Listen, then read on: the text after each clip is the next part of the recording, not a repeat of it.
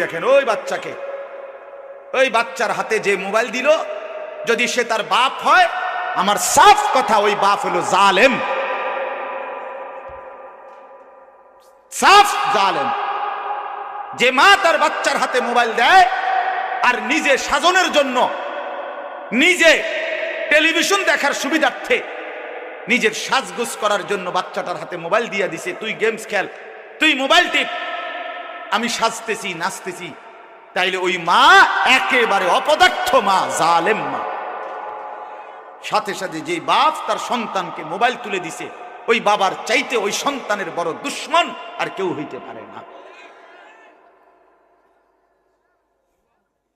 খামখেয়ালির এক জিন্দিগি আমরা মনে করছি তামাশা, জিন্দিগি আমরা তামসা বানায় দিছি। মাসুম বাচ্চাও মোবাইল টিপে, বাহ, বাপ মা ফুর্তি করে, দেখে, রং চায়, বইয়ে বইয়ে মনে যেন চিপস খায়। আহা, অসংখ্য ফ্যামিলি তাদের বাচ্চাকে ঘুম পাড়ায় মোবাইল দেখায়, নাস্তা খাওয়ায় মোবাইল দেখায়, ভাত খাওয়ায়, মোবাইল দেখতে দেবো, আব্বু খাও, তোমাকে দেখতে দিব। আশ্চর্য, মানে তোমাকে জাহান্নামে ফেলে দেব, বিনিময়ে ভাত খাও। কি বুঝাইতে চাচ্ছে? আস্তাগফিরুল্লাহ। যুগ যুগ ধরে পৃথিবীতে এই পেছনের এই মুরব্বী, এই বয়স্ক মানুষগুলো, ওনারা সব ছোটবেলায় বড় হয়েছে মোবাইল টিপতে টিপতে, নাকি চাচা বলেন? আপনারা তো, আপনাদের মা বাপ ছিল না, আপনাদেরকে বড় করে নাই, তো এখন আর এই আহ্লাদ কোত্থেকে আসবে?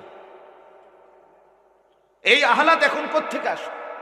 বাচ্চা কাঁদে, বাচ্চা কাঁদতে কাঁদতে মরে যায় না, কোনো বাচ্চা কাঁদলে মরে না, কিছুক্ষণ পরে থেমে যায়, ঠিক কিনা বলেন? 2 বার কাঁদবে, 10 বার কাঁদবে, 50 বার কাঁদছে, এক সময় সে শিখে বুঝে নেয় যে আমার এটা দিত না, আমার এটা দিত না, তখন সে ভিন্নভাবেই বেড়ে ওঠে। সেজদা তো দিছে 1 লাখ, কিন্তু ওযুই হইছে না। কথা বোঝেন নাই? সেজদা তো দিছে 1 লাখ, কিন্তু 2 ঠ্যাং ফিসি দিয়া আলগি দিয়া দিছে। অনেক মানুষ আছে এরকম, সেজদা দেওয়ার সময় 2 পাও পিছন দিয়া দুটোটাই উঠে যায়, আমি অনেক দেখছি।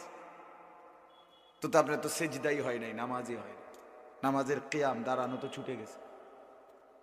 তাইলে এখানে শুধু পরিমাণ, সংখ্যা, যে এত হাজার এত লাখ, এটা মূল না। মূল বিষয় হলো সৌন্দর্য, সুন্নাত মোতাবেক হলো কিনা, কোরআন সুন্নার আলোকে হলো কিনা, এটা হলো দেখার বিষয়। কোরআনুল কারীমের মধ্যে আছে, আল্লাহ তাআলা বারবার এই কথাটা বলছে, ইন্না জাআলনা মা আলাল আরদি যিনাতাল লাহা লিনাবলু